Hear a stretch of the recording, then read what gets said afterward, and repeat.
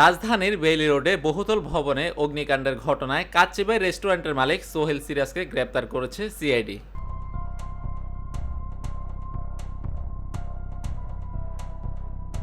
মঙ্গলবার রাতে মালয়েশিয়া থেকে ঢাকায় আসেন তিনি। হজরত শাহজালাল আন্তর্জাতিক বিমানবন্দরে অবতরণের পরপরই ইমিগ্রেশন পুলিশ সোহেল সিরাজকে আটক করে মামলার তদন্ত সংস্থা পুলিশের অপরাধ তদন্ত বিভাগের সিআইডির হাতে তুলে দেয়।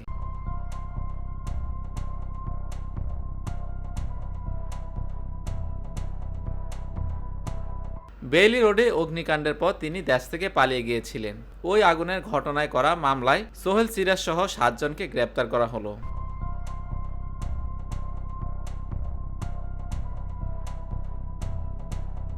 বুধবার বিকেলে সিআইডির পুলিশ সুপার আজাদ রহমান সোহেল সিরাজকে গ্রেপ্তারের বিষয়টি নিশ্চিত করেছেন। তিনি বলেছেন, বেইলি রোডের আগুনের ঘটনায় করা মামলায় সোহেল সিরাজকে গ্রেপ্তার দেখানো হয়েছে।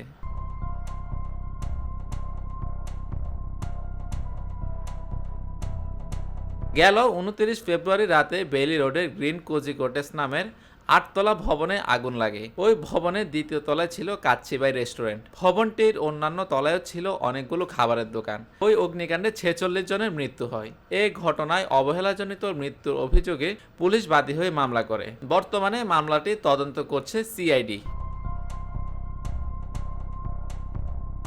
News desk, TBC news.